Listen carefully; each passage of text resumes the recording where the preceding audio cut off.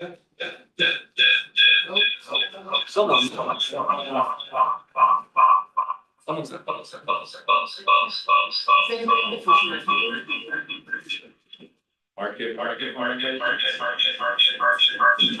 me, sorry.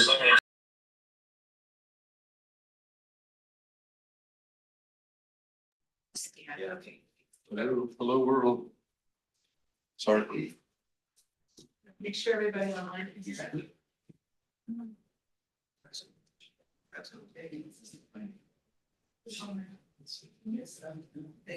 Ari, can you hear us? I can hear you. Can you hear me? We can hear you. Great news. Everything's worked first try. All right, so we good? He's gonna turn the volume up.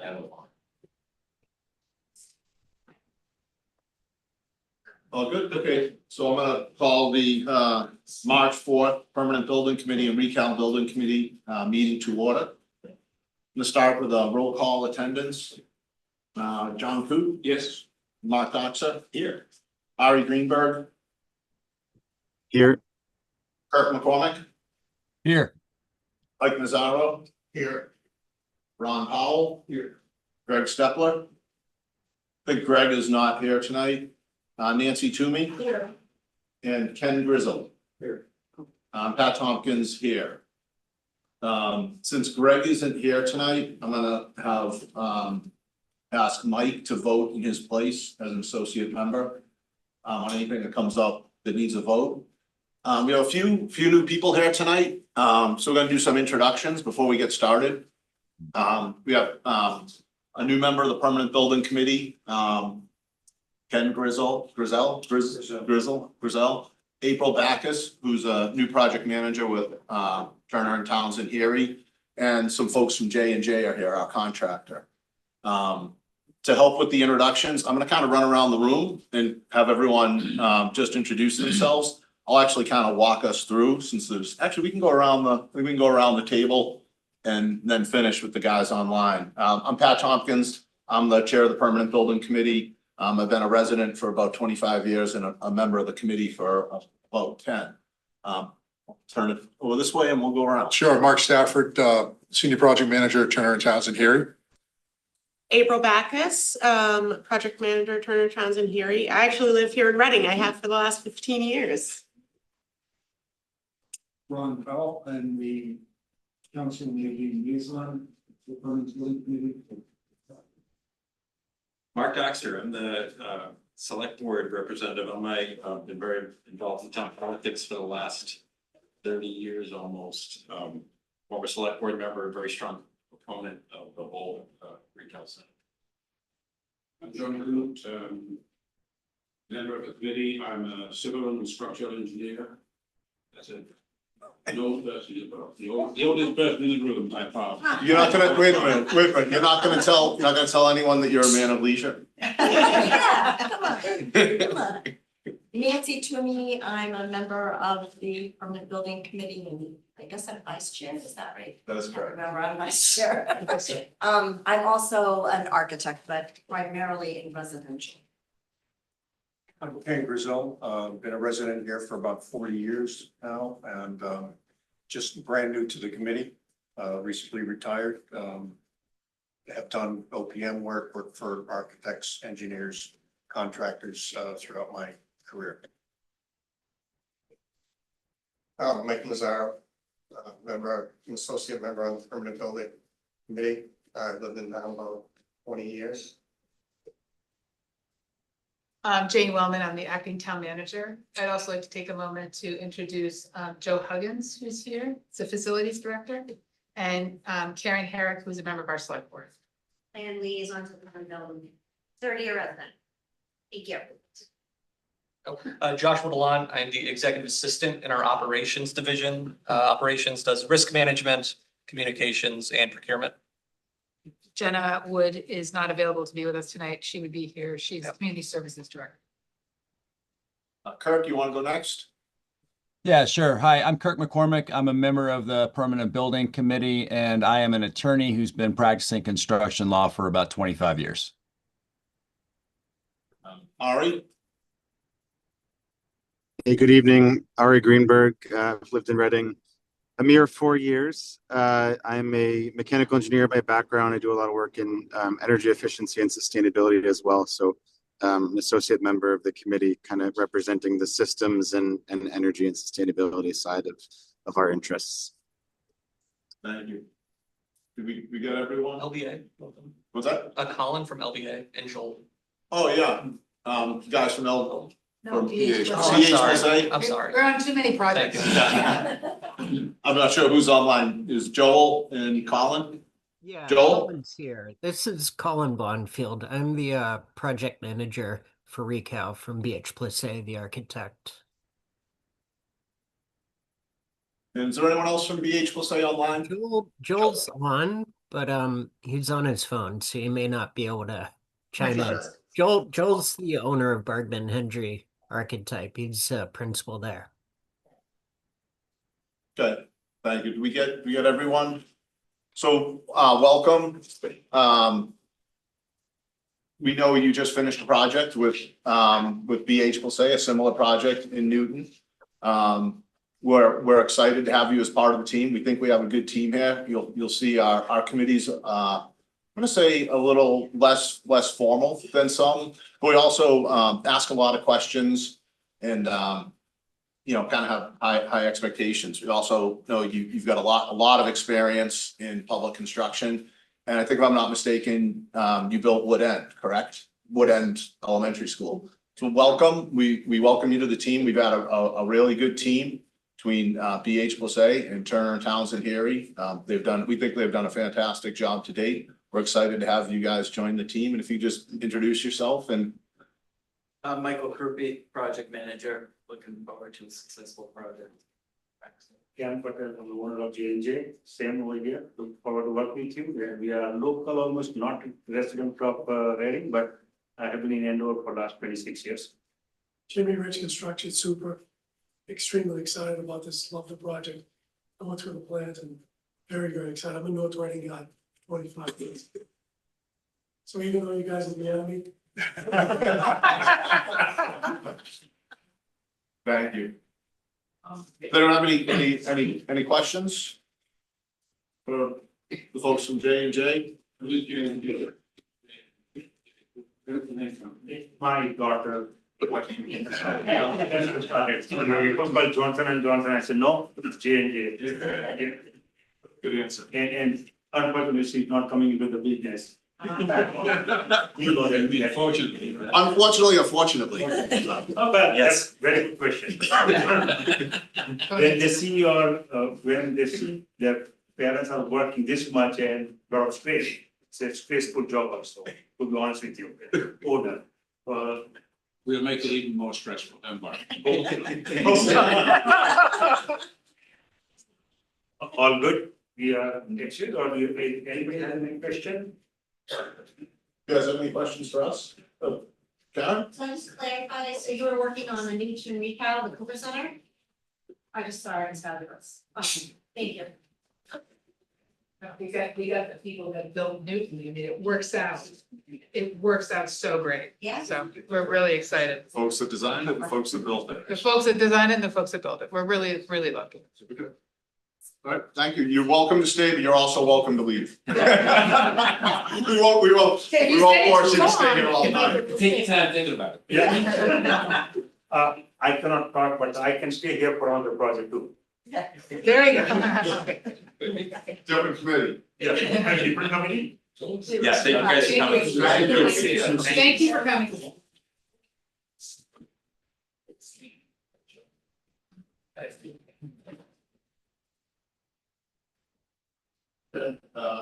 We'll move on. Bill, we glazed over, welcoming April and Ken. April, welcome to the team. We've had a great project so far with your, the rest of Turner and Townsend.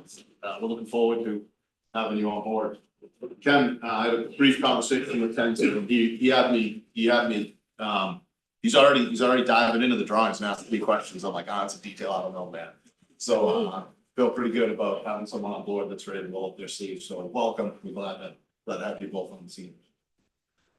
Okay, so moving on to the next item, public comment. Go left to right, if that's okay. That's you. Go ahead, Jean. Yeah, Steve. Yeah, mine left. Yeah. With a number of some comments that are gonna relate to what Ron will be talking about. I don't know if you wanna reserve those until the conference, if you wanna do it before Ron gets started. I've And then I've got some that are just.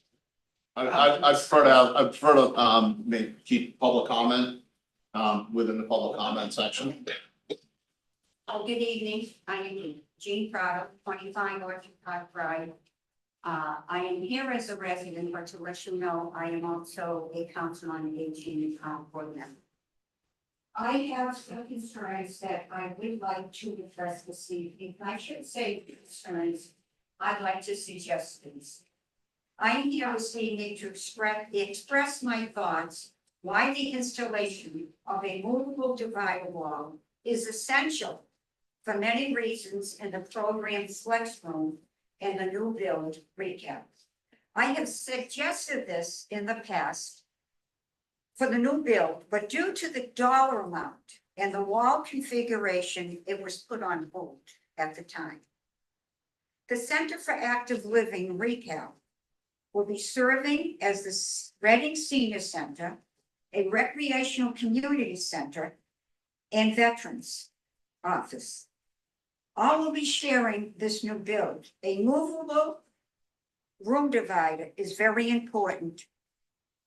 It instantly opens space into a small multi-group activity site, which can then simultaneously host gatherings, programs during a day or evening, and very cost effective.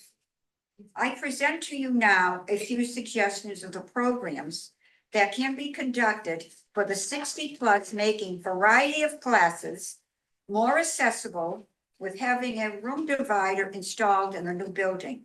A few examples: writing classes, Reiki classes, fiber arts, self-directed gatherings, possible to host adult ed for the 60+ evening classes, host lecture classes with university lifelong learning programs. Example, such as the Tufts Social Learning lifelong learning programs, intergenerational programs. Also, even if the town needs these sites for smaller rooms to administer to the town residents, medical, flu vaccines, etc. Now is the time to think of future growth and the endless possibilities to serve the 60+ community in Reading. This age of life is not the same as it was in past years. The 60+ now are very active, vibrant, seasoned, knowledgeable age group. There are many different divider walls to select from, even those that have a door to enter from one room to the other. Compact folding wall units. Now is the time to research various folding room dividers and consider the future needs in the growth of the town's population. Let's have this place opening for the day when Recal opens, and not to be thinking in 2 years later we should have done, which will cost more. I suggest all take a look at the town library, their folding divider wall, and their conference room. I emphasize, let's not be penny wise and pound foolish and realize in a few years after the build, additional space needed to provide services for the Reading residents. I thank you. Thank you.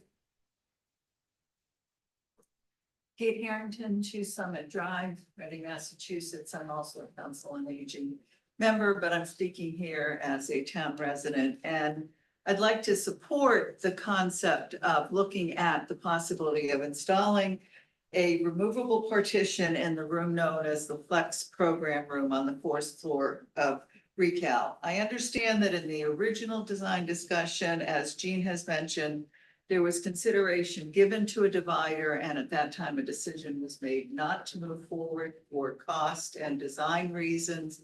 Now that we know that the budget is available and there is money to reconsider this decision, I think it's reasonable to consider expending funds for this purpose. Installing a divider would create flexibility in programming space that does not currently exist. There are no so-called small spaces for programming, which are more suitable for groups of 10 to 20 or so. A divider would actually double the number of programs that could be scheduled in this space, as two programs could run at once. The two divided spaces would still each be able to accommodate a reasonable number of people, similar to the size of attendees at programs currently being held at Pleasant Street. More importantly, a small group room could also be used by Shine, a program which is constantly in need of space. Demand for appointments with Shine counselors are increasing every year. At Pleasant Street, space constraints limit the number of clients that can be served. As planned at Recal, Shine would continue to share space that is primarily dedicated to other purposes and would thus continue to face a space problem. Creating a smaller room which Shine could use would only benefit this very popular program.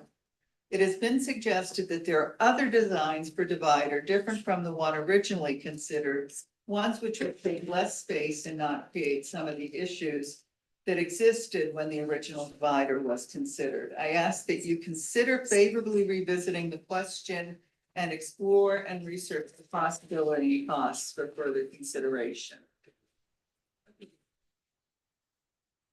Hello, Marilyn Shapley, 11 John Carver Road, a member of Council on Aging, but here speaking on my own behalf, only because we haven't had time to run all this by the council. As we discussed, we see a strong need for a retractable divider in the first floor flex/program room that would allow the 1,000-square-foot room to be separated into two rooms as needed. It will increase program flexibility by allowing two programs to run simultaneously instead of just one, while at the same time preserving the 1,000-square-foot space for larger group activities. Our ask is not simply a request for more programming. It's a request for spaces that are right-sized for comparatively small and/or private group activities. And there are many activities that do not require 1,000 square feet. You're going to hear that as a theme in what I'm saying, i.e. we're wasting space by putting small groups in 1,000 square feet. For example, as you've heard, Shine counseling, support groups, hobby groups, special interest education classes, small group meetings, and so forth. I have a long list, but I'm not going to read them off that. You have them in case you ask the questions, but I'll spare you. I think you've been hearing this, but just as an example, we have 5 different support groups that we run at the Pleasant Street Center. So we've heard this sort of, oh, they could go sit in this room. Well, there's 5 of them, and they need a lot. It takes up a lot of space when you do all of them. Moreover, many of these activities involve learning new skills. And here's another area, maybe the most important, where right-sized rooms really come into play. It's a well-documented principle of learning that small classes increase the likelihood of individualized experience. And older adults, just like adults, are individuals, and not just this big lump of 60-year-olds in a class. Each one is unique and has unique needs, and small classes do not require 1,000 square foot rooms. Research shows that learning is best accomplished when no more than 30% of the time is spent listening, and at least 70% of the time is spent talking or practicing. This model depends on the ability of the instructor to interact closely with participants. Smaller classes are better than large classes for this. So again, they don't need 1,000 square foot rooms for this kind of activity, and we loads of those on my list.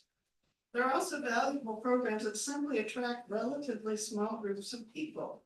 Our 60+ population is very diverse, and we need programs that reflect the wide variety of interests. Taking up 1,000 square feet of space to accommodate these smaller programs would be wasteful, and lack of a smaller sized room would be an really unfortunate reason to decide to neglect the interests of these smaller interest groups.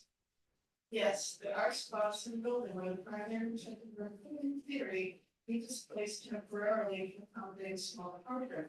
But there really isn't enough space in this type. The nurse's office, for example, has to accommodate the nurse, and it's right now 50% of the week right there, so 20 hours gone.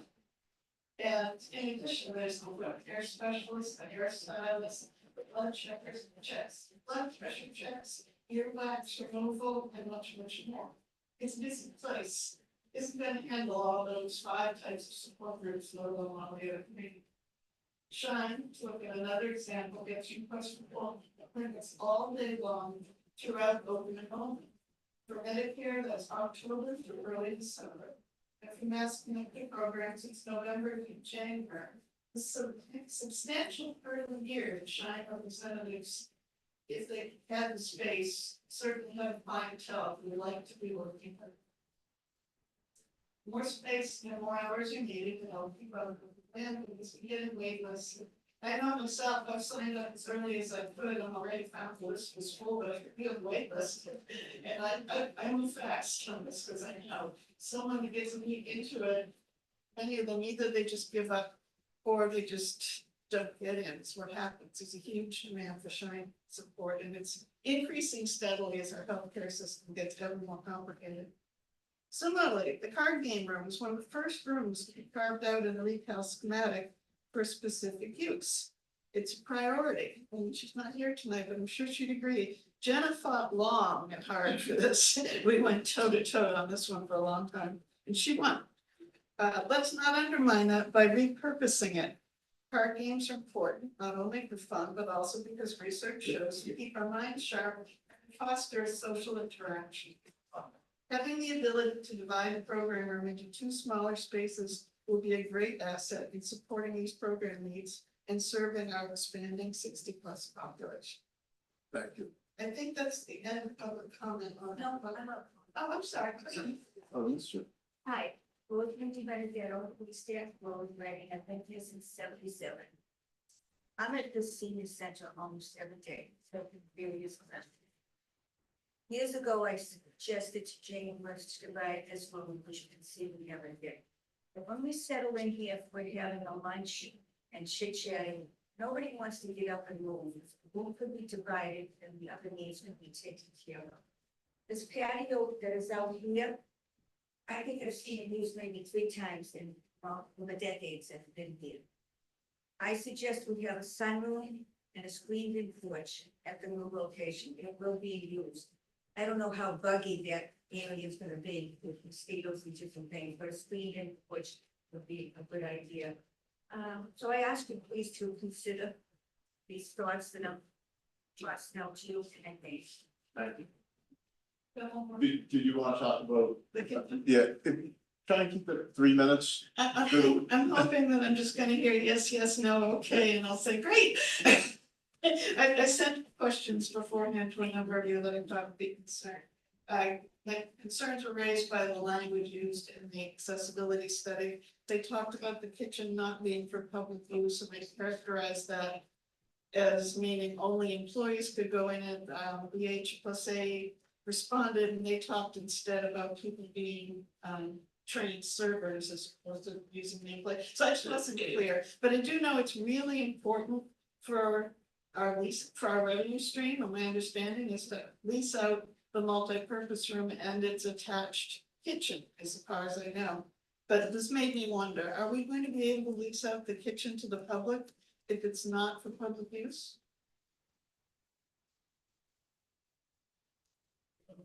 No answer. No. All right, so you'll follow up on these? Yeah, we'll follow up. All right, so I'll just read through the list then, so it's obviously go. These Can I are help? all covered in the email you sent, right? Yes, Okay, I'm just reading my email. okay. Can any outside vendor use the kitchen area to provide food services, whether for a private event or for a retail function? I guess it's really a question of what public audience are we approaching with this?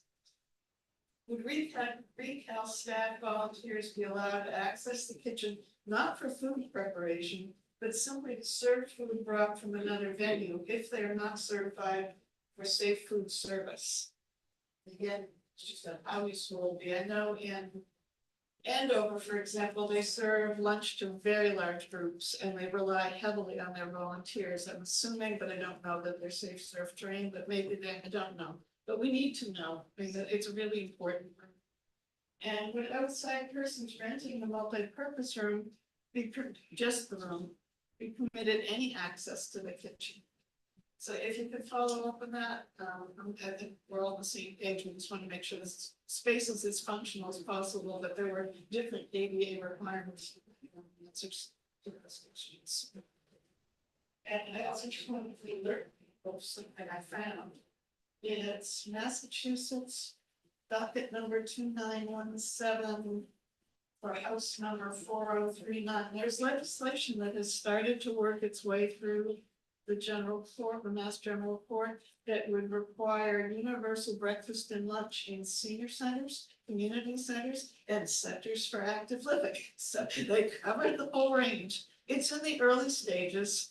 It got approved by both the House Senate to go to committee in the new name of Elder Services, which is Aging and Independent Living. And that's where it sits right now, along with a lot of other bills. So it's got a good path to go, but just, if you're not aware, be aware. It's just like the school program that has universal breakfast and lunch for school children. Now they're trying to do it for older people too. So FYI, as you think about that. Thank you. Thank you all. Thank you all for your interest and your support of the project. And thank you, Marilyn, for your support. Every meeting, keeping us honest. It's been a while since I've spoken about that. But you're here every month though. We really appreciate the feedback and the interest and support of the project. We are going to discuss, the agenda does have the divider on the agenda. We're not going to discuss the kitchen tonight. We will get back to you on that, and Mark, by we, I mean you. Let's see those questions, we'll get right back to you. But there's more than one person that needs to answer those questions, and we will get back to you. I do want to I'm not going to respond to everything you said, but I do want to make sure that everybody understands how we got to where we are today. Which is, we were given an application, this committee was given an application from the select board that had already done a feasibility study on the project. And we were given a pretty detailed scope of what the project and building would be. From that point, we took it through schematic design. We developed stakeholder working groups that could also have been referred to as a design working group, that talked through a lot of different design elements of the building. Those working groups included folks from Council on Aging, town staff, building committee members, our OPM, and our architect. We got through the schematic design and we got to town meeting and town vote with a project that I think was true to the scope we were given from the select board. We put that to town meeting and we put that to the town voters, and it passed. Killen passed and Recal passed by some by wider margins than others, but they both passed those votes. We then went through the design development and construction drawing phase where we expanded from the schematic design. And again, I feel like we held true to the schematic design that we presented to the community. Through that process, we again had working groups. The kitchen was during design development. There was a working group that contained members from Council on Aging, the building committee, town staff, Turner Townsend Erie, BH+A, plus the food service consultant. A lot of things were, a lot of questions were asked, a lot of thought was given. Everything that's in that kitchen, there's nothing in that kitchen. I mean, nothing's perfect. No one's perfect, but there's nothing in that kitchen that hasn't been poked, prodded, moved twice, and thought about by a lot of smart people. At the end of the day, when we're working with a program like this, it's a little bit like squishing a balloon. You know, If you squish somewhere, something else gets bigger and vice versa. So there's always push-pulls with the design program and everything. But just to make sure everybody is fully aware that all of these things have been talked about and vetted by the professionals, basically all the professionals in this room. So with that, I'm gonna move on with the meeting to the next item, so I can get to my right place on my laptop and figure out where we are on the agenda. Review of past meeting minutes. Okay. Okay, so if everyone's had a chance to review the minutes from the last meeting, I'll accept a motion. Motion to approve the meeting minutes from the meeting, dated February 11th, 2026. Second. Any further discussion? Go to the vote. John Coot? Yes. Mark Doxer? Yes. Kirk McCormick? Yes.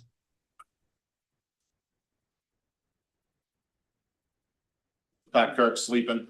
Mike Nazaro? No, I said yes. Can you hear me? Okay. Yeah, I can hear you now. You're muted. Mike Nazaro? Yes. Ron Powell? Yes. Nancy Toomey? Yes. Pat Tompkins, yes. I get everyone? I think so.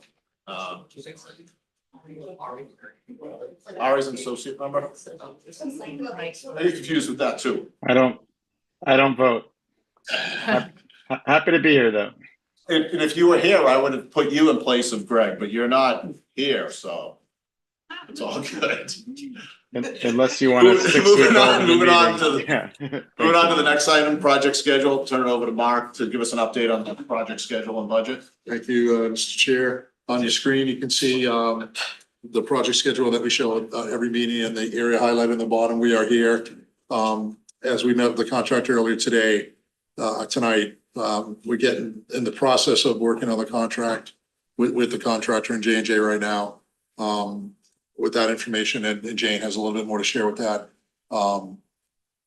So we're at this point in early March. We'll be looking at hopefully getting a notice to proceed within the next couple of weeks, and then get shovels in the ground mid to third week in March at this point.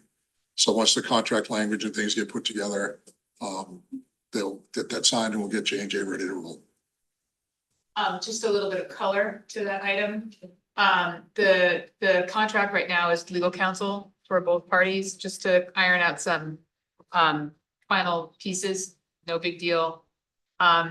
The select board, when they signed my contract as acting town manager, limited my signatory abilities for contracts up to $500,000. So I have to present the contract to the select board for them to direct me to sign it. So their next meeting is March 10th. And then there's another one, March 24th. So right now, it's looking like March 24th will be when they when I can bring it to them to sign.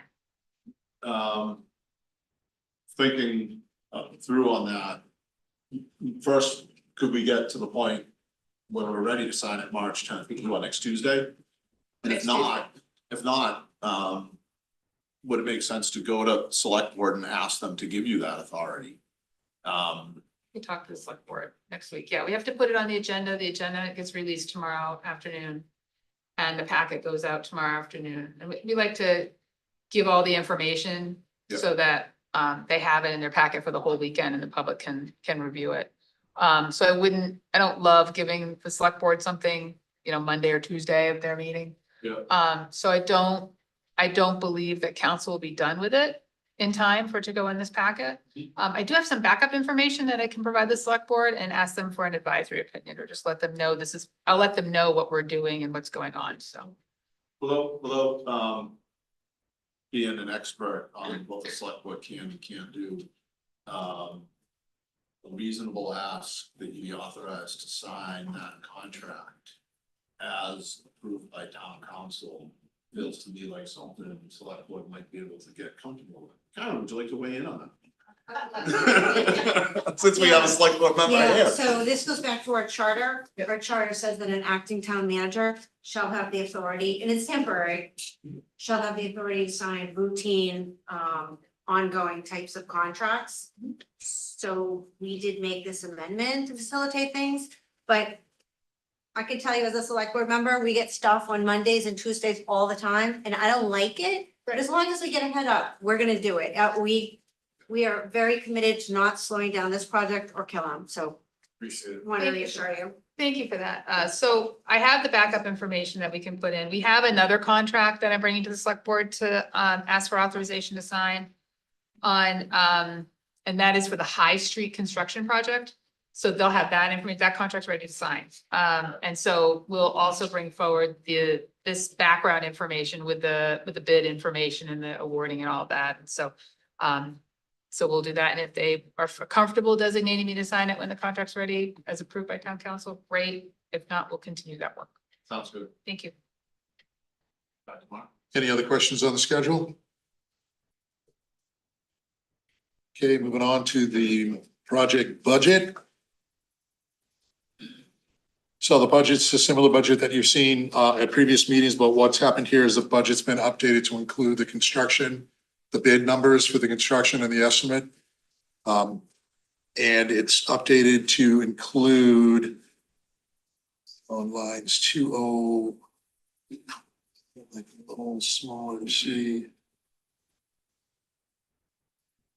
So items 195 to 204 is now completely updated, the budget based on the bid from J&J.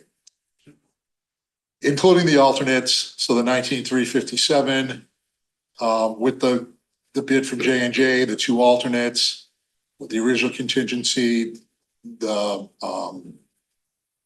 difference between the budget and the low bid to now have a final number, 23,045, 365 with the 21 million minus the 19, and there's a $2.5 million plus in the contract, so in the budget. So this has been updated to reflect all the numbers from J&J's bids. Good. Yeah, talk about this online, but I kind of like, we keep the construction budget savings separate from the initial construction. Sorry, what did you say? I like, he combined two lines, the initial construction contingency, he combined that with the bid savings to create one large contingency. And I like keeping them separate to remind us that $1 million is a fair contingency for a project like this and what we should be targeting. So the budget's been updated and the information for project totals is shown at the bottom again, where we are currently and what percentages of completion we are to date. Marta, did you identify the areas where the money was saved by the town or where the competitive price came in From the contractor? from the contractor versus your original estimate? Did you? Not to that level. I don't think we've done that yet. Yeah, It'd be interesting just to know. sure. You know, if you allowed for a lot, particular item, but it came in much less, or if it just trickled down through all the numbers. Right. In order to get us that one. But I think you did have a listing last month We of file sub-bids. we had a breakdown of the file sub-bids, but that's different than the general contractor's bid. Right. No, we haven't forensically gone into the general contractor's bid to that level. We certainly can to see if there's something that pops up that we assumed to be a certain amount and it came in a lot less than what it was, but. Certainly point out a hole if we have one. Right. Yeah, no red flags jumped up for that, to say that, oh, wow, this is really under what it should be. But we certainly can take a look at that. And what we can see the individual file subbids, how they compare to budget, and then we can see the whole bid. So it's hard to discern, say, the drywall portion of the bid versus the site work versus the steel, because that's all lumped into J&J's lump sum budget. We will see a breakout of that on the schedule of values. Right. And that breakout is really only so good. Another thing that makes that a little bit challenging is the original estimates were done like in CSI code. And the lack of a better example, the best example is like on the missed metals, which is always a bit of it's a vague scope. But the scope from like was the last estimate we did 60% or 90%? I think the 90% 90, yeah. estimate. The scope that the estimator used, like for that trade, didn't exactly line up with the eventual scope of the Miss Metals subcontract. So it gets a little fuzzy. But we did have a significant number of bidders in every trade, and I really feel like it was it was a little bit across the board. Yeah, we had 6 general contractors, and we had over 70 fossil bidders. So there were a lot. That was a good sign. And they were all within, the general contractors were all under budget, and they all worked in percentages of each other, which was pretty good. The low two were very tight. Yeah. Any other questions on the budget? Okay, hearing none, we'll move on to project updates. Back to the beginning here. So we've been discussing the last couple of meetings about the status of the elevators. And sorry, one second, let me just get back to the agenda. So project updates, contractor bid phase. So we first reached out to the, we got information back just recently from the Attorney General's office on exactly what needs to happen we just received one bid for an elevator file sub bid. It was more than 50% of what the budgeted estimate was. So we went to the Attorney General and said, can we have your interpretation of what needs to be done here? And also we asked the town's attorney to take a look at it. We got information from the town's attorney yesterday.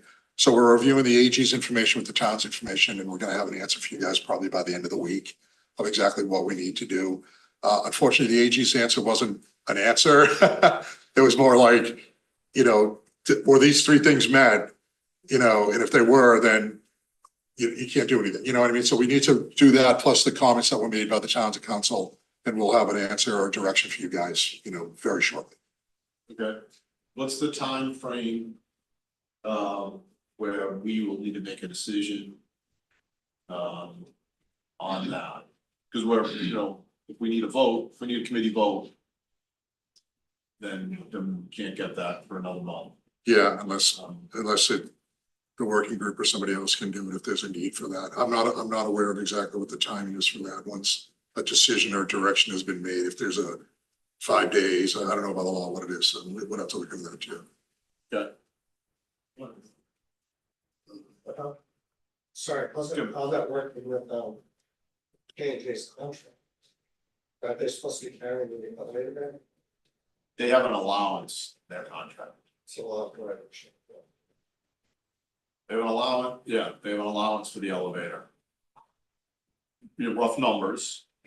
They have an allowance of 146,000. And we have one bid at, I'm gonna say 236.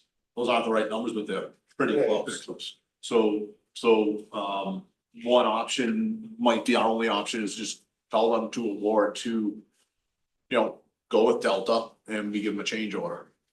Mass General Law defines exactly how that happens and exactly what the steps are. And we know there's gonna be a change order, because we know that whatever that elevator bid is, it's not gonna be exactly what the allowance is, so we're always anticipating. We were hoping that we got more bidders that were more in line with the budget, so that's sort of I think that's probably the most likely scenario, but the other scenario might be, there might be an opportunity to make it part of J&J's bid, have them solicit votes and give us a separate change order. Don't know if you can do that. So you'll update us. Yep, we'll have an answer to that very, very shortly. Yeah. Next item is the material and testing services agreement. I believe at the last meeting, we talked about this briefly. Where is it? So we received 7 proposals from materials and testing services agencies. Per the chart that you see up there, we took each company and put in their requirements for their costs for each one of the services that need to be provided for the materials and testing. So we're in the process now of evaluating these. And I believe Peter put together a breakdown and sent it to the financial working group to look at it. We have $70,000 in the budget for the service. The highlighted are the lowest three that we received based on the analysis. So the next step is we'd like to negotiate with these three companies to see if there's any other movement in what they're doing. I believe GSI is a sub-consultant to BH plus A. There might be some economy of scales of having them be a consultant and maybe be a material and testing group. So we'd like to have a conversation with them as well. But you can see that outside of one sort of outlier, Lyro Hill, all the other prices were within, range of each other and well below what we have budgeted for the project. So all very good companies again. So UTS, PCI, GSI, the three that we're going to look at and discuss right now. And we'll have a recommendation for you guys definitely by the next meeting, if not before, of which one we should recommend hiring. And that should time out well if they're starting the third week of March and shut down. Yeah, exactly. Jane, what do you need on the town side for this procurement? I'm not sure. It's a contract. We just hiring a company to do the service. Yeah. Yeah. Yeah, should be pretty straightforward. Sorry, I just like sending an email. This- Slow down. I did that on purpose. You did, I bet you did. So I look at your need to be phone. Hey, humbled. I would never do that to you. I'm doing 14 jobs at the same time. No, it's just a straight procurement. So Okay, Katie and Josh. so if you have a further recommendation for us, we can vote at that at the next PVC meeting. Absolutely. That should be fine. Yeah. That should be fine. Shouldn't work. Next item is other services. We have commissioning services that we're going to look into the same process where we'll get requests for proposals for commissioning services and later in April and May for building systems envelope, et cetera, for commissioning. And we'll do the same process where we'll get proposals in, we'll review the costs and bring it to your attention. I think we'd like to push that a little more to the forefront. Sure. Where I know we won't be, we're gonna want that commissioning agent to take a look at the drawings. Sure. Give some feedback. So they really come into play with on-site services to start doing building envelope, but we really want them Okay. on-site soon. All right, we'll get that in earlier than later. Next item would be any updates from the designer. So Colin or Joel, if you have any updates on there was a question that came up about windows on the second floor walking track. If you guys want to address that? Go ahead, Colin, Colin. you want to first just give us or Joel, an overall, there's a general update, and then we can dive into these two sort of design questions. Yeah, so there's not a huge update as far as progress. We have made introductions with J&J, the general contractor for the work. So we've begun setting up protocol for, RFIs, submittal distribution and review. And we are in the process of setting up a kickoff meeting, a pre-con kickoff meeting with everyone. The whole team will be there. So that's the status of things now. Other than that, it's just another day, just more progress. Are you producing a conformed set of documents? I am, yes. I've been working on that for the past week or so. I'm on the last step to get that assembled and compiled. Landscape and civil are the outstanding drawings. Everything else is ready to go. And that conform set will also be used for the permit. And I have, Question. yep, yep, already there. All of that is also set, except for, of course, civil and landscape. And that'll all be stamped, signed, and I've coordinated that with TTH, Peter and Mark, about the process for submitting those drawings for permit. Thank you. Anyone have any questions? Mark? When you say conform set of drawings, that means the alternates are now in it? part of the drawings, is that right? That's correct. Approved elements, yeah. Also, during the course of the project, during the course of the bid, questions will come up and they issue addendums. Right. And they might issue a sketch that, I don't know, an example here, if they move these lights around a little bit, they might issue a sketch that's a separate document from the drawing that shows the lights on these drawings. They then incorporate all of those comments, all of those individual things, they incorporate it into a conformed set of documents. So it's all, and in that specific instance, you went to the electrical plan that showed these drawings, this would be clouded. The lights would be shown in the new configuration. It would be clouded with a little triangle with a 2 in it, and that would tell you that that was modified in addendum 2. So that's the conform set. Is that good, Colin? Do you like that? Yeah, no, that was a perfect description of what it is. So that's about 90% complete at this point, and I expect to have it totally finished by end of the week. Tomorrow at noon, ideally. Excellent, thank you. J&J had requested potentially the kickoff meeting to be next Thursday, a week from tomorrow. Would you like us to invite a member of the committee to be part of that kickoff meeting? I'd like you to keep us apprised of when it is. Okay. And we'll, I don't know if there's a volunteer. It'll be 1 o'clock in the afternoon, most likely virtual, so if someone's available. There we go. Sounds like we have a volunteer. All right, we'll include Ken as well. Yeah, as well. Yeah, keep us all in. Yeah, we'll have the minutes from it and everything too, but it's good if somebody's there. Yeah, absolutely, be great. That'd be great, thank you. Absolutely. So next, if there's anything else, Colin, thank you. Next issue will be the owner. Well, actually, no, we're Oh. still, we got. Oh, the second. This Sorry. isn't gonna go that quick. So Colin, John had asked a question, there was a little email back and forth, and John was asking about windows at the walking track. I know you responded that there were more windows, and John responded, some of those were translucent. I don't know, John, if you wanna talk more about that, or? Well, first of all, I'd like to find out what the philosophy was in terms of the number of windows which had already been provided. Seems to me there are too few. You know, we have a view, not like we're building in the middle of the city, it's,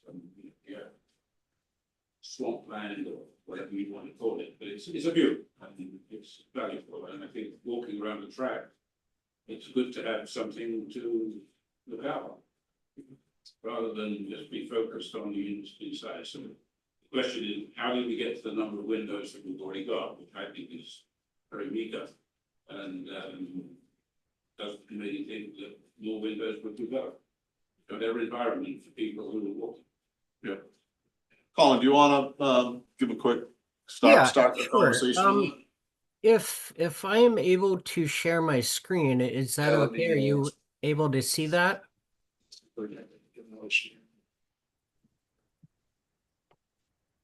I think I sent a request. Yeah, I gotta get out. Okay. All Would you be able to right. share now? One moment. Let me see. All right. Can you see this screen? Yes, no, we can. Yep. Yep. So this is what I had initially sent out that just highlighted where we have windows at the walking track. We do have them on all 3 sides. As John pointed out, the one on the right side, this long 65-foot window, is an opaque translucent window. That is intentional for a couple reasons. One is that this is a mechanical roof, and you don't really have a view out that side. The other is for sun exposure, so that we don't have direct light coming into the gym space below. It's filtered light that comes through. We do have an 8-foot by 8-foot window on the north side, and we have 2 large windows on the west side that face the wetlands and the swamp around the back of the building. One is 15 feet, one is 7 feet. Now, if I flip over to the elevations, this is that long window that is translucent. So you can see the bulk of it is behind the NPR volume of the building, and that's a mechanical roof. This is that large 8-foot window that faces north, and these are the two windows that face the swamp.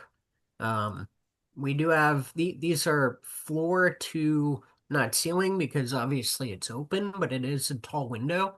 It's from the level of the walking track up to 8'2", which is the height of the doors.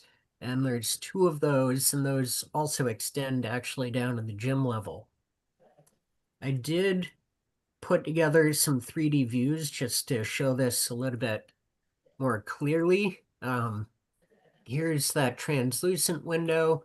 You can see the flat mechanical roof there. This is that 8x8 punched window. And on the next sheet, there's the two windows that face the swamp and the wetlands on the west side. So we do have windows on all three sides. The one facing east, of course, is translucent, but we do have them on the other two facades where possible.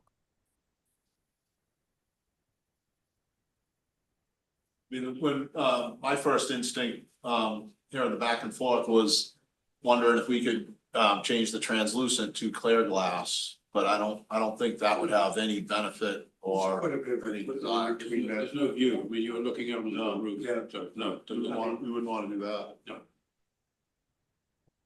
Right. At least 6 big condensers up there for. Yeah. In that space. It's just, I was just thinking about the environment for walkers, that's all. Walking, it's like treadmill, very boring. When you're walking outside in the park and you've got something to look at. I think obviously the other recall places the walking track at window, and more windows, not more windows. So why was the decision made to put so few windows in, and there must have been some rationale behind that? Is it energy? The window, the amount of windows is usually controlled by the energy efficiency of the gym. It's a big volume. It's a lot to air condition and heat. The windows are, even with triple glazed, they're a hole in the facade. So that's a source of heat loss and heat gain in the summer. It's, it's a balancing act. It was trying to manage, the windows are much more expensive to buy than wall, so you try to be judicious in the quantities that you put in the building. With the new energy code, we're trying to keep the windows in to make the energy value of the building work for the stretch code. So that it's a balancing act. We could add windows if you like. Joel, how does this compare to other, recals in similar buildings? It's very similar, I mean, usually you put it at the end of the track like we have it, and you see it, you see out as you're going down, and people enjoy looking down at the activities on the court. We could send you pictures of the different ones that have been done, so you could compare.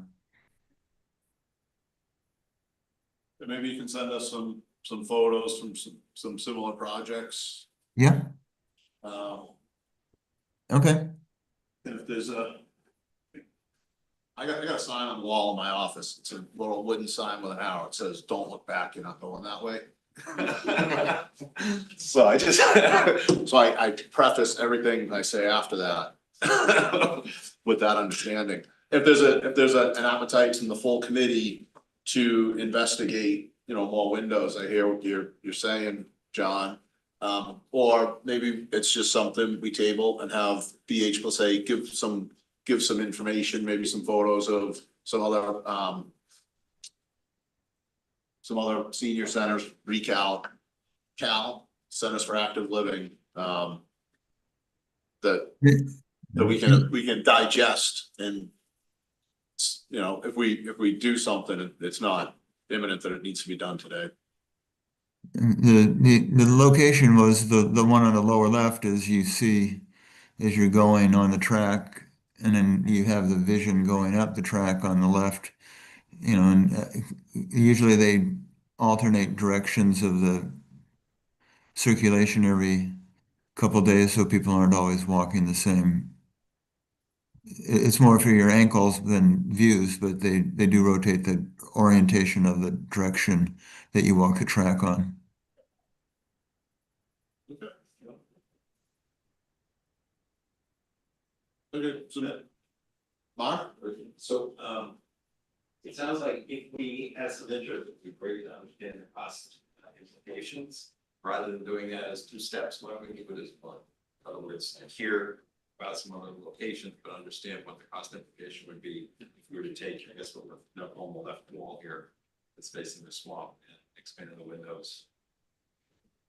Yeah, I think that's a great idea. I want to preface it, ask that you guys could pull together a cost estimate. Sure. They could pull together a cost estimate. And then the process would be that we would ask BH+A to create a proposal request that we would give the contractor and they would give us a price. And I want to be careful about, like, if we're not sold on that idea, I don't think we want to go down that road. So we'll get a price that should be about right. And then we'll get a formal price if we decide we want to go through it. Okay. Does that make sense? Anyone have any other questions or comments on that topic? I just would mention that it does have to involve the mechanical system because you will, in theory, change the requirements for the heating and cooling. Now, I suspect there's enough capacity for another window, but if we did that whole wall, that might be another issue. Okay. Is Joel there? Given, so that's kind of a given in the scenario, right? So are there more thermally efficient options with windows? I know this is triple glazed, but when this is done somewhat regularly, is there a preferred option that ends up being there when you go for a lot more window space? Well, the polycarbonate on the right was to get natural light in. That's it. That is more energy efficient than glass. So that's one reason that was used too, as Colin pointed out. It's you don't want all that sun coming down on the pickleball courts and the gym below. So we're trying to be judicious, and we already have some windows down on that ground level that may need to be screened at times for the game. So, you know, the primary purpose of the gym is basketball, pickleball, volleyball, activities that are really not conducive to having bright sunlight come into the floor of the space. So, you know, that all needs to be evaluated. So, but that's the lower level, right? That's below. That's the upper level, right? Right, we're seeing the upper, so the Yeah, light but coming from the upper is gonna shoot but- down onto the lower. Yeah, a day like today, the upper level windows are going to cast shadows on Got it, the sun's still not that high up. got it. So it just starts fighting on the light. Yeah. Got it.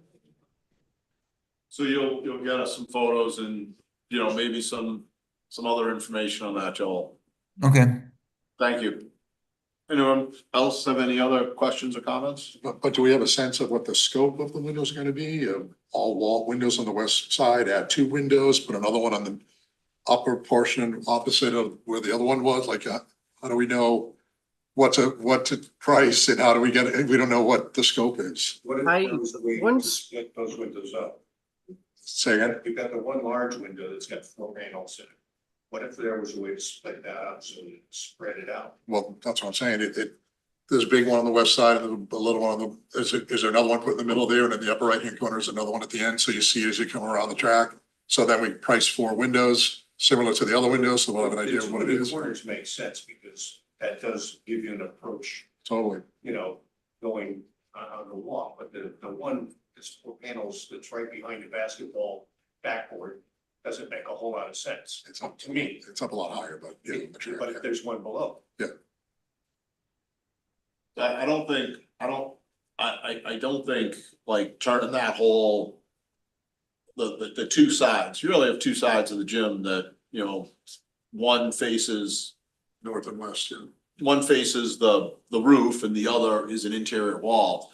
I don't think, for me, like, it's not even on the table to turn that all into a massive glass wall. It's gonna impact HVAC, it's gonna be extremely costly.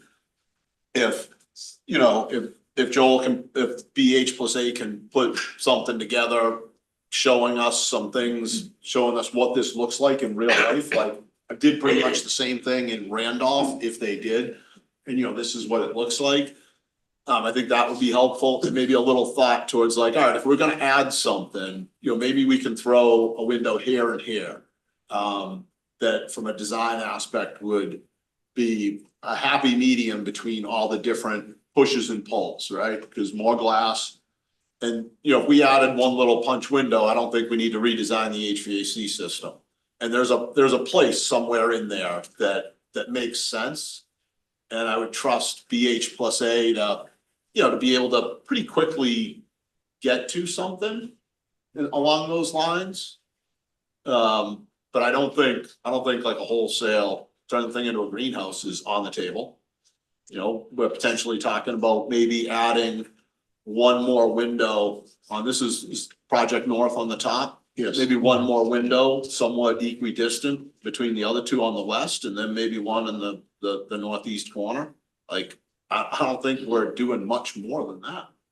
If we're considering anything. Or as Ken says, take the big ones and spread them out into two small ones. If you pop us back up on the, I don't think you want to do a elevation bunch column. of, the effect of the window is really, and the size of it, to put a bunch of punched windows in that, it's just not, it's gonna be out of scale with the room, and it's just not gonna have the effect that that big window is gonna be spectacular on the track. I wish we had an interior rendering of it. If you wanted to add another window, what I would do is take the big one between B and C and add another one between E and F and be done with it. And I'd get rid of the one in the corner then, and you'd have two gigantic picture windows that as you walk down the track, you got a nice, 20-foot long stretch of glass, and I think it would be fine. Nancy? My feeling is that this will help you walk faster to get to each of the windows as you're going around it. So if you have all windows, people are gonna stop and look. I'm just teasing, John. But I feel that we've done this design. I'm comfortable with where we are, and I really would hate us redesigning something that, while we should have picked it up maybe earlier than this will be spectacular. It really will. You'd be walking by that huge window. That's pretty nice. And I do think it makes me walk faster getting there because I want to see out what's going on. So I don't know. I'm not feeling the need for more windows. I echo that sentiment just in terms of the process of where we are. I feel like we should be focusing on building this building and not redesigning it. I think there's a lot of thought that's gone into where we are now, and I think my vote is, but the vote that I don't have, but I would have, would be to move forward and not backwards. Thank you, Ari. That was, I think you're gonna have a vote sooner rather than later, by the way. Gonna start moving some people around. You and Mike can vote. So, I don't know, Joel, you can take up, number one, if you can give us some information, like, I don't want you to go create a rendering, from the inside of this. But if it's something you can do pretty easily, or if you have photos or something of another project to kind of give us some information. And maybe there's a little thought put into, like, if we were gonna do something, this is what you'd recommend. I think you've got it. I didn't follow everything you said, but I followed along close enough to know that you, in your mind at least, you've kind of solved the problem, if it was presented to you as a problem.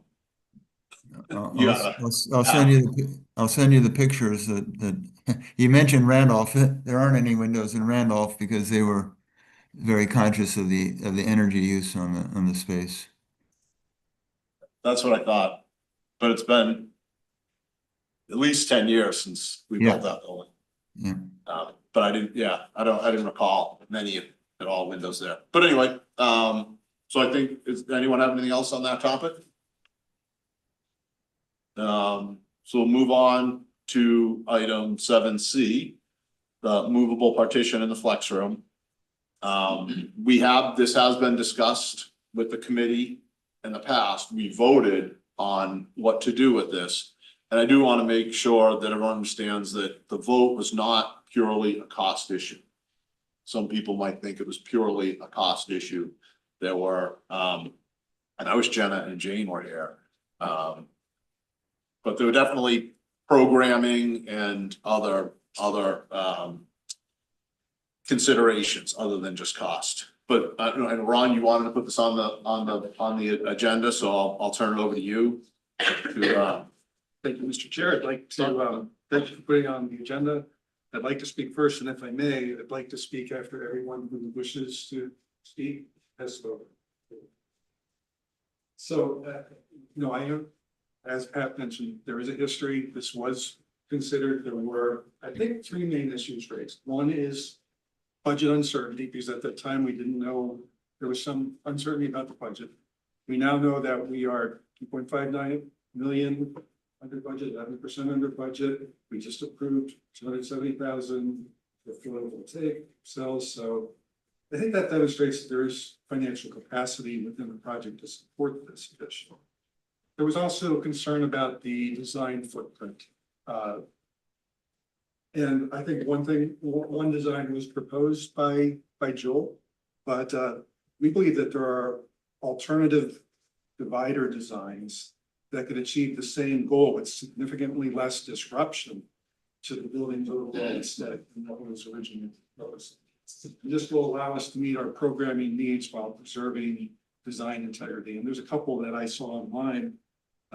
Allied, Airwall, and Skyfold are just two examples where there are partitions that have a significantly smaller design for them.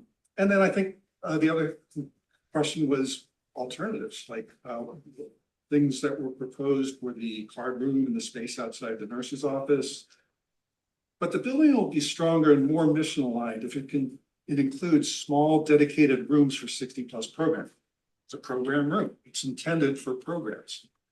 There is a critical need, as those who spoke, for groups such as Shine, bereavement groups, support groups, book clubs, educational lectures.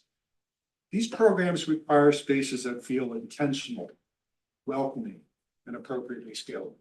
I just feel like if we say, well, you can meet outside the nurse's office, that's going to look like an afterthought. And if I were part of that group, I would feel like I was considered an afterthought. So, we do have a programming room. We should use the programming room if we can. And then, there's the issue of town flexibility. This partition increases operational flexibility for the town, just like the partition in the multipurpose room does. With the divider, two smaller programs can run concurrently. I think that many examples were provided of programs that would benefit from having this dividing. So not here to ask to vote, but just here to ask to reconsider other designs. We believe that there are other design options that are less expensive and have a smaller design footprint than what was proposed. And also, given the strong support for the small group programs, again, to provide something that is intentional, welcoming, and appropriately scaled for our residents. Yeah. Anyone have any comment? You want to go back through what we, some of the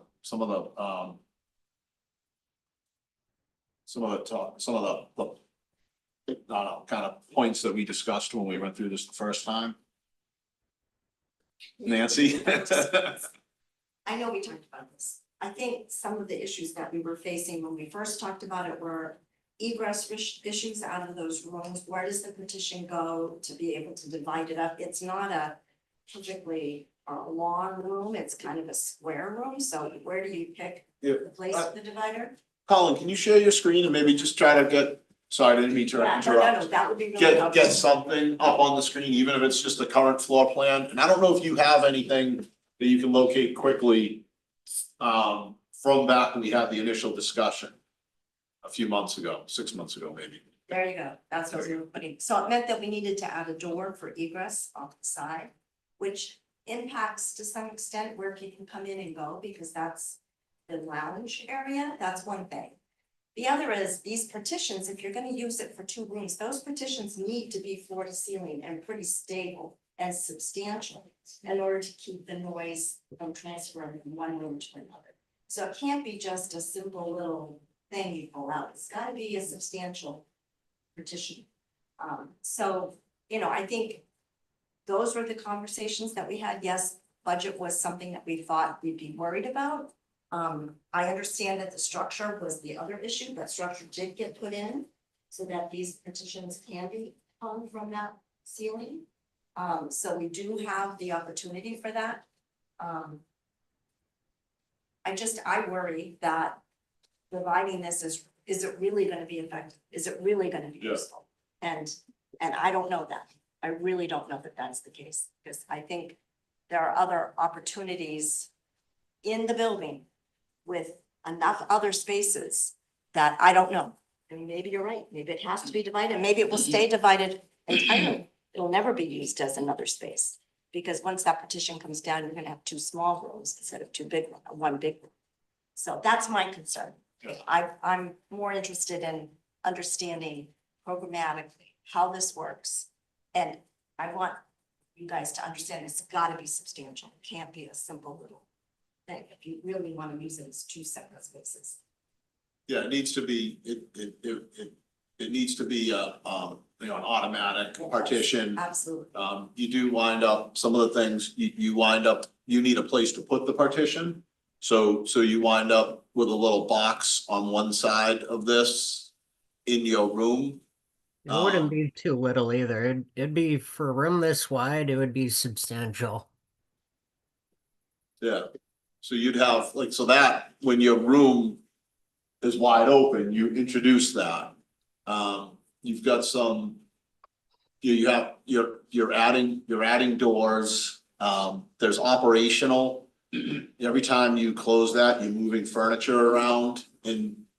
Right now, there's actually the AV system is right where that box is, so that's gotta be moved, and now you need 2 AVs in that room. Lighting changes, Lighting HVAC has changes, changed. everything changes. I imagine the fire Yep. system is gonna change. I mean, it's not a Sprinklers. simple little, let's add a petition. Right, and in the meeting on July 3rd, we estimated a coiling door and an overhead door. And the coiling door was estimated at $100,000 and the overhead door was $125,000. I know price was, something that they're saying, okay, maybe not an impact, but the concerns of cost, storage, impact, and necessity. But those are the coiling door and the overhead door that was priced out, and I think part of that information came to the. And that was just the door. That's just the door. Just the door. That was just with that particular design. There was like Yeah. one partition design. I see a number of designs online that don't have that foam. And they are soundproof and they're substantial and they meet all of your other requirements, but they don't have that foam. And I think that, I'm just asking that maybe we should consider those other. But it's gonna be more than that 100,000, because now we're talking about HVAC systems, that's what I'm saying, it's not just That was just the partition, it's everything associated with that partition. The fundamental thing is, do we need? And do we small need it? spaces? Yeah. And the answer is yes, very definitely, in my opinion. I come to a group here at the senior centre and we meet in a small room. We will not be able to meet in a large room, it's just not conducive to our meeting. And definitely we need small rooms in this building. The ability to be able to talk about HVAC and another door, that's not fun. What is the need? We need, definitely we need small rooms, no question. And when I voted against it previously, it was money. For me, it was just money. It was just financial. Because we had an uncertain situation with regard to our budget. Now we don't have an uncertain situation with regard to the budget. We know we can afford it. And if the need is there, and I believe the need is very much there, we should look at this very, very seriously. For me, it wasn't budget. I've had confidence in the budget through the process because I felt like we were following a good process.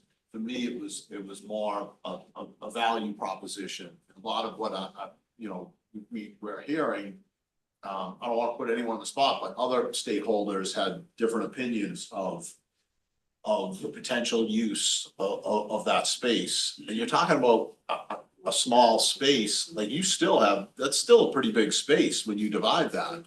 You're looking for something that's like, I mean, I don't know how big is that room? Colin, wondering if we can compare it to the room we're sitting in now. It's about 1,000 square feet.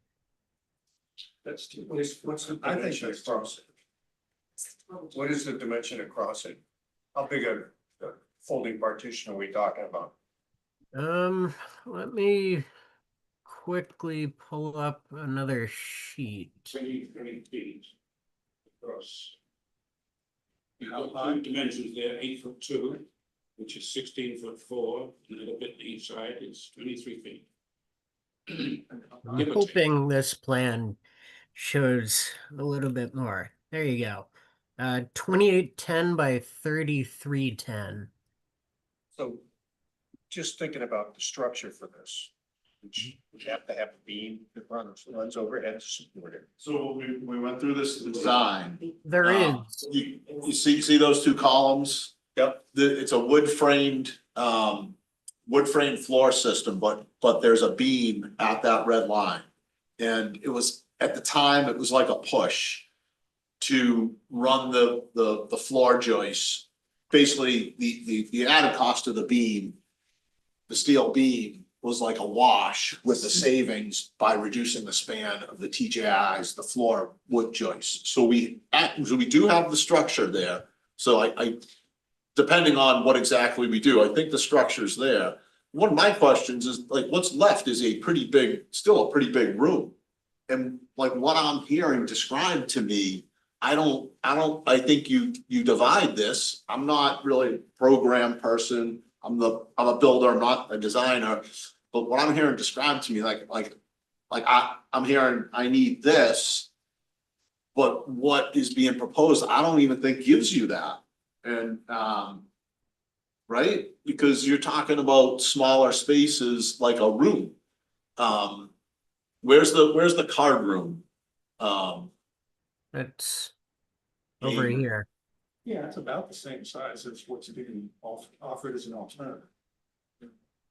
But those alternatives are afterthoughts. It's gonna seem that way. If I were part of Shine and I was told, oh, you can meet over outside the nurse's office, oh, you can meet in the card room and not the program room, I would think that this isn't intentional, that I'm not wrong. I mean, that's just me. I'm just saying that a program room, if you have a program, it should go in the program room. It shouldn't be cordoned off to the game room because we're trying to save a few bucks, or it might be too hard because we have to put in another door. It's a need. And, you know, in my capacity as a town meeting member, I hold office hours. I think I'm one of the few that do that. And I met somebody during office hours. I'm not going to give her a real name, but I'm going to use Maria. And she's in her early 60s. She attends a bereavement support group. Their rooms are about that size. And, you know, in a thoughtfully designed space that size, she felt safe. She connected with her peers. She built trust. And she returned. And that's really what we're trying to do with this Recal Center, is to bring in seniors in their 50s and 60s. And as they engage in these small group programs, they become aware of the other programs, and you know, they entrust coming in to utilize Elder and Human Services for the other programs as they grow old. So I think that, you know, in the case of Maria, that's what happened. She engaged with the other programs, transportation, meals, wellness, and she thrives today. And she would never come into space like that. So, harking back to last month's meeting, we talked about photovoltaic cells, and we said that, well, they may or may not pay for themselves before their lifetime. They check off boxes that align with the town's goals. But I think it was Mark that said, they're much more than that. They're a statement about who we are as a town. And just like the cells reflect our values and priorities, this movable partition is likewise grounded in careful planning and financial prudence, but above all, it's a statement about who we are as a town. It declares that every resident, the grieving, the avid reader, the wellness seeker, the lifelong learner matters. That their programs and experience, Shine Counseling, bereavement groups, book clubs, and their connections are not just an afterthought. Choosing otherwise, I think, risks sending the opposite message that these residents are secondary and that their needs are less valued. That is a message that none of us should ever convey. So I think this divider is both necessary and a wise expenditure and a reflection of our values as a town. It says that Reading plans thoughtfully, it spends wisely, and above all, it honors the dignity, participation, and the belonging of every member in our community. This is the town we are. This is the kind of town we are and the kind of town we strive to be. So I think that we should really explore this opportunity. Josh, I don't know if you can answer this question. I know Jenna could if she was here. What, that program Flex Room, come in at 8 o'clock in the morning, like what's the furniture, like what's in that room? I'll be honest, I cannot speak to the programming Yep. of this building. Joel or Colin, can you give me some color on that based on, I know we have some FF&E plans, like what'll be in that room? As it is today, when you walk in, is it just a big empty room? No, we've studied a few different ways that room could be used. It could be set up like a conference space with, a large kind of round setup where everyone's kind of facing each other as they would in that sort of meeting, or it could be set up like a classroom. Or it could be set up with individual tables and chairs, so you have little groups within that space. I think we looked at 5 or 6 different potential layouts to support different functions for that space. I mean, it is truly a flex room. It's set up to be flexible for whatever function or need that you need for the space. The flex refers also to the flooring, which is a softer flooring, and if you want to do a ballroom dancing or whatever, it's not a concrete hard floor. It's not the cushioned floor, but it's a soft floor. Okay. And but we don't have any storage in that room. If we were to have tables and chairs and we wanted to run a ballroom dancing, They just go to the same. unlike the multi-purpose room where we specifically set up the multi-purpose room Yeah. with storage so you can do multiple things, and that has a partition, right? It does. That's this dashed line right here. So that kind of gives you an idea of how much space in the ceiling this takes up, and that's this image that I pulled up over here. That's how this gets stored in the ceiling. It needs about 3 feet of space. So So, for I those mean- of us in this room, it's like taking that, you have that soffit, which is the drywall that's like 5 feet, 3 feet from the edge of the wall, that would run right down the middle here in the ceiling. Yeah. And comparatively, the multi-purpose room is much bigger. So half of the multi-purpose room is still about the size Yep. of the flex room. Still, that's probably 800 to 1,000 square feet, half of that multi-purpose room. There's 2,400 square feet in the multi-purpose room, and this is like 950 or 960 or something. Okay, so half the multi-purpose room Yeah. gives you basically the same thing as the flex room. So it's not dividing that's not the alternative. One question or thought, if you can move over so we can see the game room. So if in this scenario, we're just talking specifically about a bereavement group. Let's say it meets at scheduled times during the week. You know, whatever, twice a week, there's for 2 hours. You go into the game room, which is typically a game room, but it's scheduled for that, so it's set up. And your point is, it doesn't feel right, it feels like an afterthought. But how is that? I don't wanna, you know, I don't wanna diminish anything you're saying, I just wanna tease this out the best we can. If I go into a multi-purpose room with a temporary partition that's got some tables pulled out from a closet, which we don't have, which if we wanna have the ability to do this, we have to add a closet somewhere here too. And we're starting to lose space unless we're just, when we use the whole room, we're stacking furniture against the wall. So like, is that drastically different? Do you know what I mean? Is it in both cases, aren't we taking a room, which I think is very smart, and repurposing it for multiple things? Is it that different? I would just come back to the name, flex program room. That's what this room was built for. It's supposed to be flexible. And I feel that this is part of the scope. It's the idea that it actually functions as a flexible space the way it was intended to be.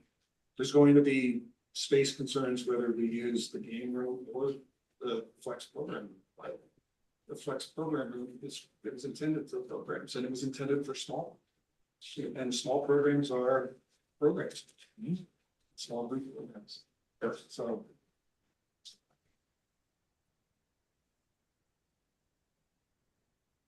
Again, thanks for putting this on the agenda. Does Mark? So, and maybe a question for Joel and Colin. In the other centers that you've been building, how are smaller spaces dealt with, the desire and need for them? And is it in fact done by taking a room like a flex room and chopping it up? That's kind of one piece. The second is coming back, and I think this is your point, Pat, a little bit.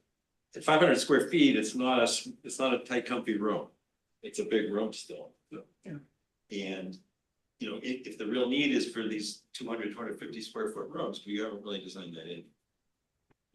All right, so I'm just trying to understand kind of what's going on in other centers. How do they handle the kinds of groups that we're talking about?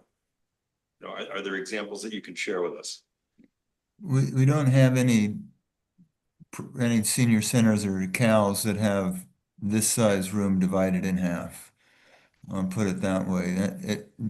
We do have some centers that have 650 square foot rooms, so they have some smaller rooms, but generally they go for the bigger room if they can afford it, because you can always have a smaller group in the big room, but you can't have a bigger group in the small room. So most centers do what we have at Recal, is have the 4 larger rooms, and as opposed to 2 large and 2 small, or 3 large and 1 small.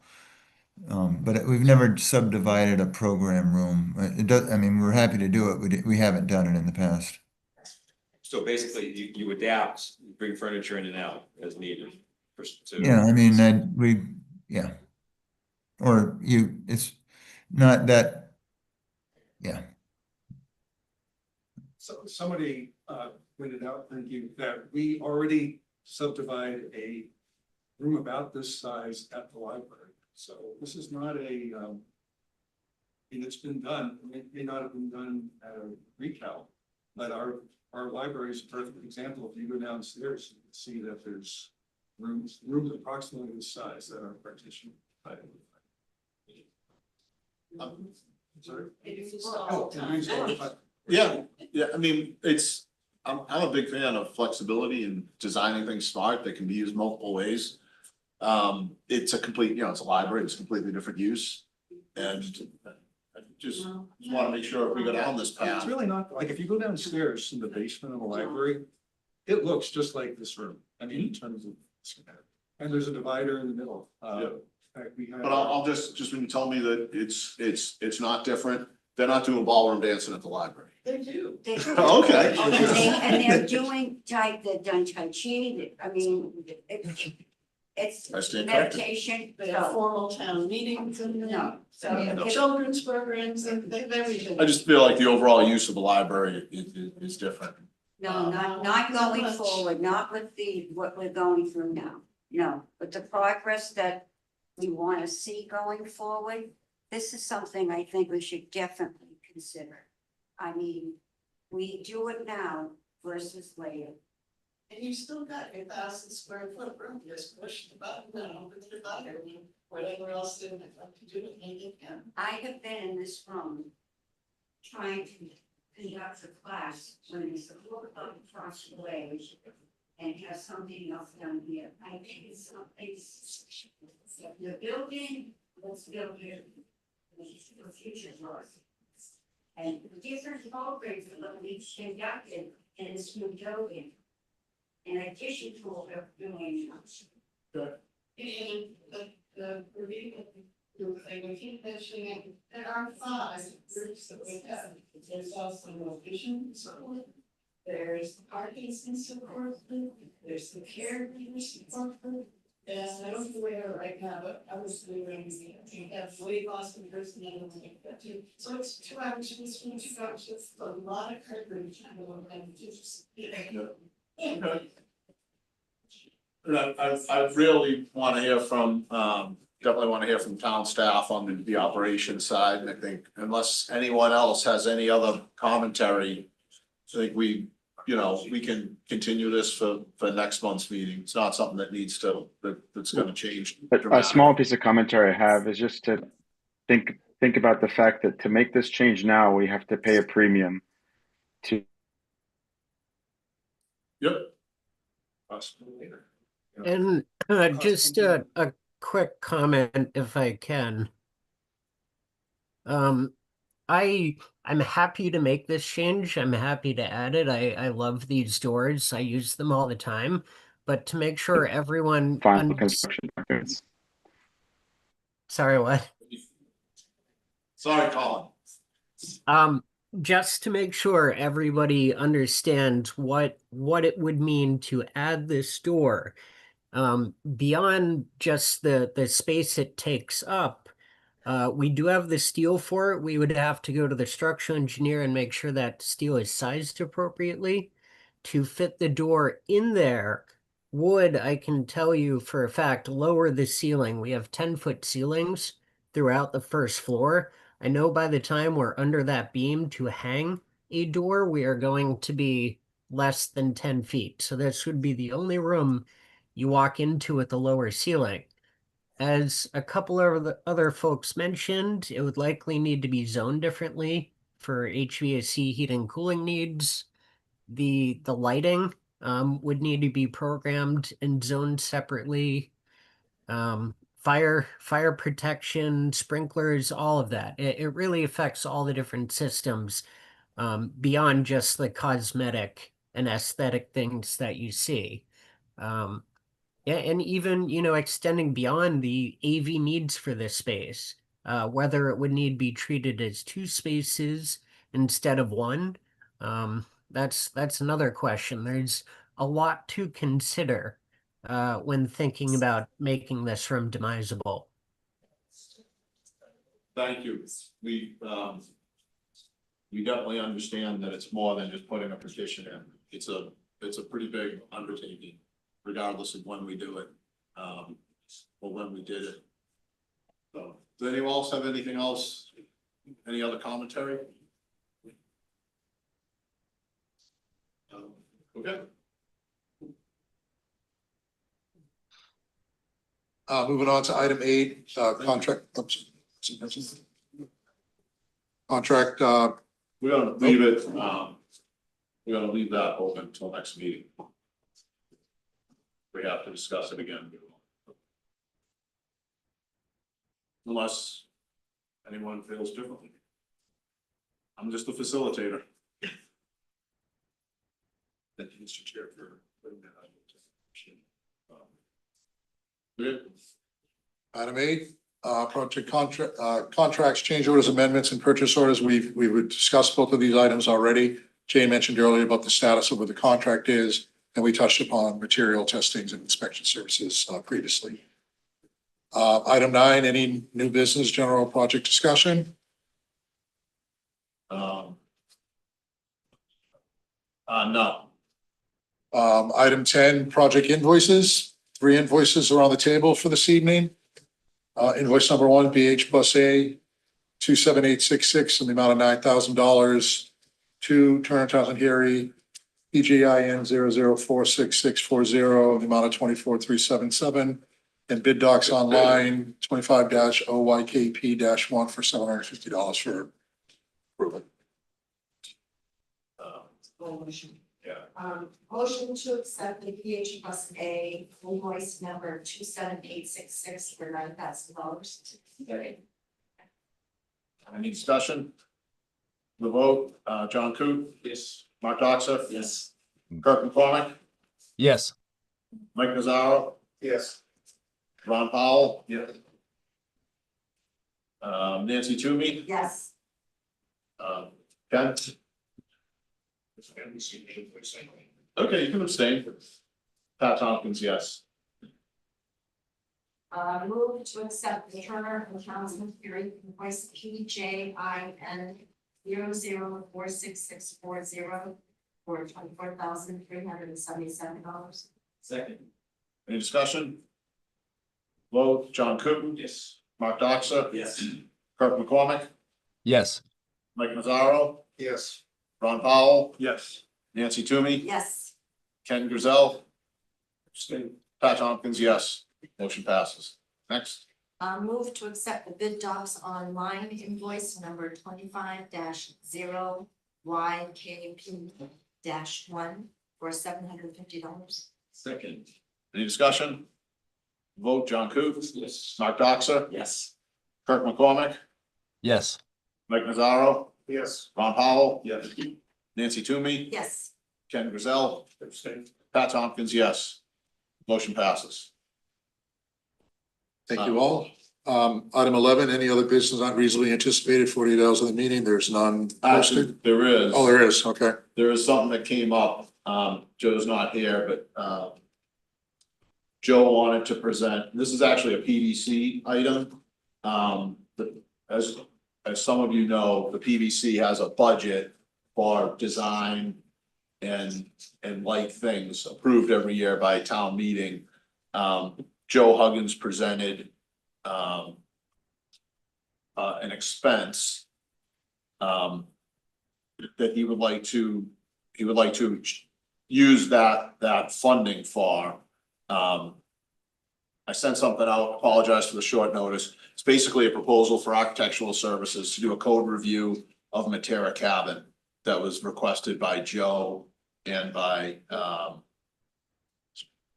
I think it was Andrew McNichol, Community Development Director. Does anyone have any questions on that? Any comments? I think we lost Joe. Yeah, we did lose Joe, that's right. I think it's well worth doing this, that the Terra cabin cannot be used until they bring it up to code, because it is a commercial establishment. Right. So it's time that they did that. I've been questioning that for a long time, so I'm glad that they're going forward. In that way, is it what being done? They have to just make sure that accessibility is met, the bathroom isn't accessible, I don't believe. There's some issues with cabin travel to egress. So they just need to make sure that it meets commercial public use. Doesn't have to be updated. Possibly we want to. Not legal. Only if we want to use the building with public Yeah. and have programs in that building. It has to meet accessibility issues because it's a residence. It's zoned residential.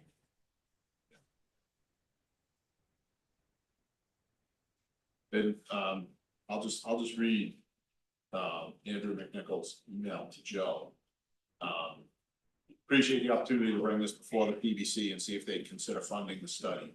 In short, this level of study analysis is necessary for the town to continue using the Matera cabin as has been historically practiced. We were unaware over the years of the building making a residential based occupancy. And we'd like to bring it to a general business use occupancy. To allow the town to bring back public programs to the site while meeting all applicable codes. The study itself will provide us a better understanding of the true needs of the building to receive a change of use occupancy with costs associated with them, done through code analysis. Site walk through some drawings that meet code and for future permitting applications. So this is, feasibility assessment, but this is a full assessment that will result in, this is what we need to do to make this change. I think it's in line with, what we've done in the past. We've done an analysis, an assessment of all the facilities and the funding that the PBC has been used, things like this, over the years. And I think it's right in line. I think it makes sense. It's a town asset that we can't use to its fullest extent. And we gotta pay someone to figure out what we need to do to get it to the point where we can use it. And I think the funding makes sense and, I'm okay with it. It's been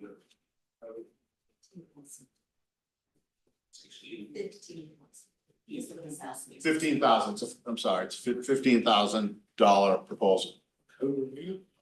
No, I think we're allowing them to use up to 15,000. It's not the intent, it's not necessarily. Because this comes in at 9,500 if you go through the drawing.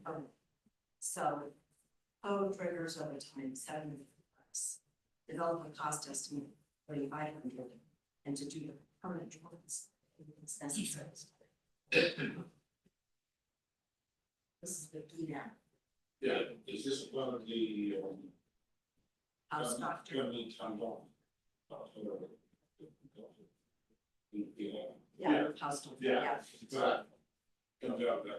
yeah. Yes. Anyone else have any other questions? Nancy, you want to take a crack at a motion? Sure, move to, what did we say? Move to approve. Approve up to $15,000 for a Matera cabin code review and architectural services as proposed by GNAP. Can I get a second? A second.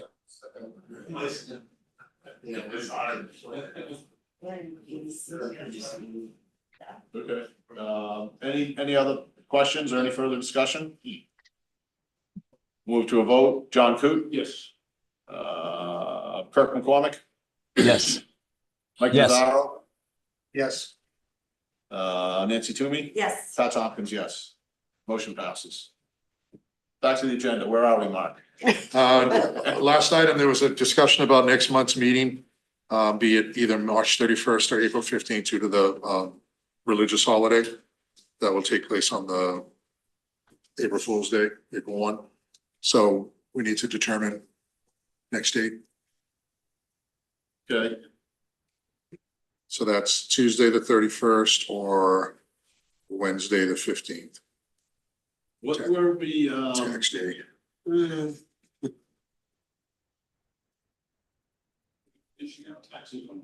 yeah, I would be inclined to say March 31st, because we have a couple of things out there. It's a couple of things that, get the elevator that might get to the point of requiring a vote sooner than later. The contract notice, just so you need everything. The contract, Yeah. the testing and inspection, I think we got time on, but if you start to slide to April 15th, you might be looking for, if J&J goes fast, you might be looking for someone. So I would lean towards March 31st. I don't know if that's a conflict for anyone. Hopefully it's not for me. So Tuesday, March 31st at 6 p.m. here. Yep. Be the next advertised meeting, and obviously we hear from people that they can't be here, we'll adjust accordingly. Okay, great. Good. That's it for us, Mr. Chairman. Good. Got the motion. Motion to adjourn. John Coop. Yes. Mark Doxell. Yes. Kirk McCormick. Yes. Mike Mazzaro. Yes. Ron Powell. Yes. Nancy Toomey. Yes. Ken Griselle. Yes. Pat Tompkins, yes. Motion passes. Thank you, everyone. Thanks.